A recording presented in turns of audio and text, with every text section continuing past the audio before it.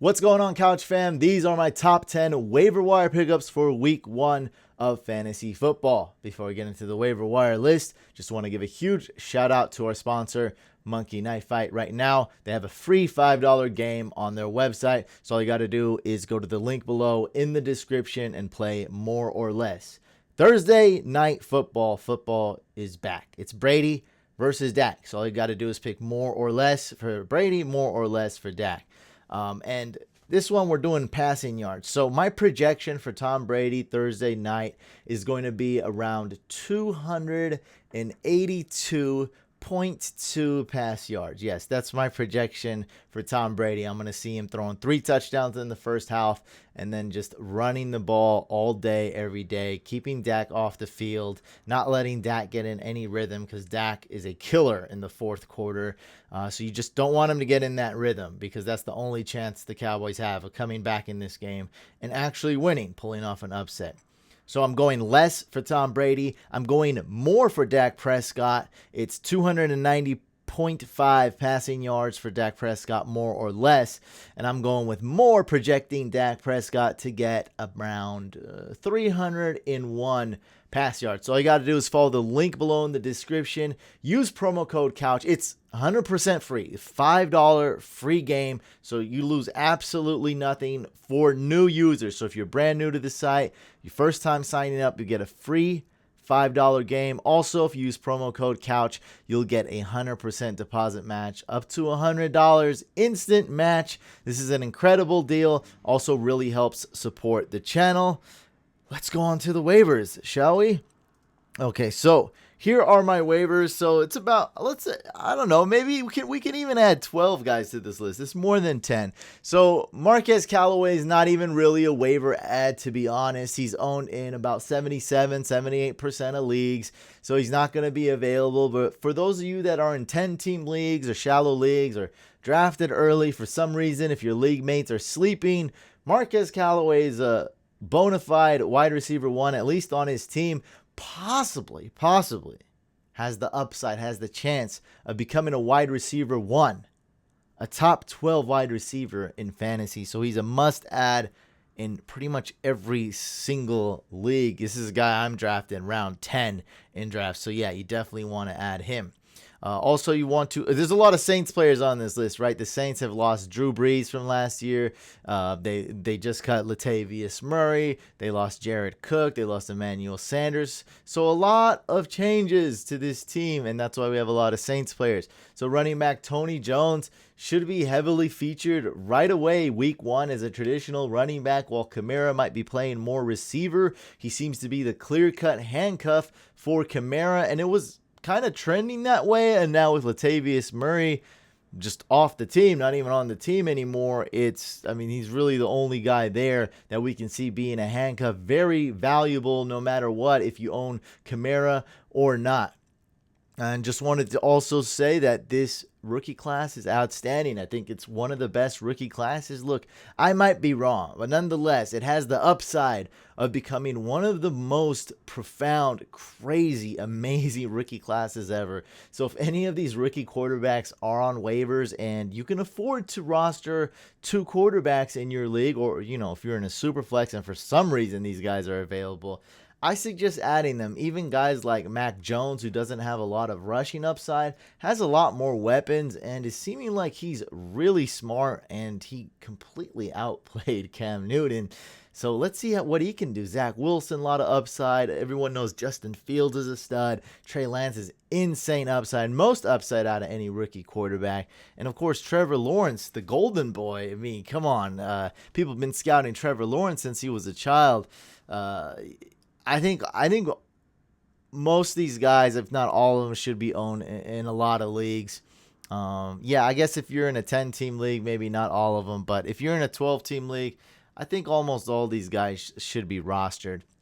And then we have tight end, former wide receiver turned tight end, Juwan Johnson, another Saints player. Just so much up. Like, the floor is not there. Like, we have no idea what we're getting from Juwan Johnson, but I'm getting Julius Thomas vibes, and you can't pass up on that kind of upside. Right now, could be a tight end 2 on your team, tight end 3. Definitely worth stashing for 1 week. Let's see how many targets he gets. Let's see how many snaps he gets. He seems to be the pass catching tight end for the Saints this year. Like I said, total flyer, but I'm enamored by his upside. And in deeper leagues, it's a kind of a plus that you can start him in two positions. You can put him in flex, you can put him in tight end, you can put him at wide receiver. Then we have Wayne Gallman. Not too many running backs rostered by the Atlanta Falcons, right? No more Gurley, no more Ito Smith, no more Quadri Allison, no more Brian Hill, no more Javion Hawkins. I don't know. They got rid of all their running backs from last year and during the offseason. So it's really Mike Davis and Wayne Gallman. And Wayne Gallman's proven to be kind of solid. Not that bad of a running back, so should be rostered in most leagues. If you're looking for a kicker, top 3 kicker this week is going to be Robbie Gould. He needs to be owned in every league that has kickers. You got to start him. Great matchup. He's going to go off. He's also a really good long-term kicker. But I'm looking at kickers week to week, really, because you guys know me. I'm not reaching for the Justin Buckers and Harrison Buckers. I'm going for the late round sleepers, the waiver wire ads, and Robbie Gould is elite at least this week and should be very good the rest of the season. Also, if you have a deep roster, Browns D's playing the Texans week 2, consider them. But look, only if you have a lot of bench, like if you have 8 or more bench spots.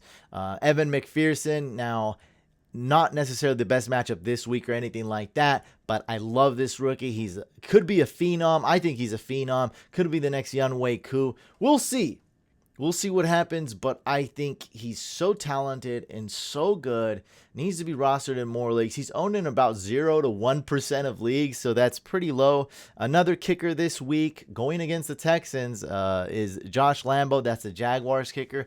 Should have a lot of opportunities going against the Texans, which is hardly even an NFL franchise at this point. I don't know if it's an XFL franchise or if they're tanking. I don't know, but it doesn't even look like an NFL team. It's a complete mess. Therefore, we should see a lot of extra points and a lot of field goal attempts week 1. Then we have, sticking with the same thing, we got the Jaguars D. If you're in a deep league, I don't recommend this, but yeah, like I said, if you're in a deep league, they are going against the Texans week 1. And then we have, this is kind of like my half ad. Look, I'm not a fan of adding Le'Veon Bell, but I did want to throw it out there because a lot of people are picking him up. He's rostered in way too many leagues, actually. There's still a chance he can revive his career a little bit because there's a lot of opportunity on the Ravens. Look, he probably won't even play week 1. He might stay on the roster, the practice squad. I don't know. But with this type of offense and this opportunity to where guys like Gus Edwards doesn't catch the ball well, Le'Veon Bell just might have a role, maybe starting week 2. I don't know. It's intriguing. Not in 10-team leagues. Please don't add Le'Veon Bell. And another kind of player I should have probably added here should have probably been random Colts wide receivers. With T.Y. Hilton suffering a very significant injury, he could be back in a few weeks. He might come back and get hurt again. He might be limited. He might be out the whole season. So we know T.Y. Hilton, right? That's why he's going so late. He's had a lot of injuries and past his prime. It's bad for him. And with that being said, Michael Pittman is automatically the best wide receiver, the best receiver on that team, but not so fast. It might not be him. It could be who I think, Zach Pascal.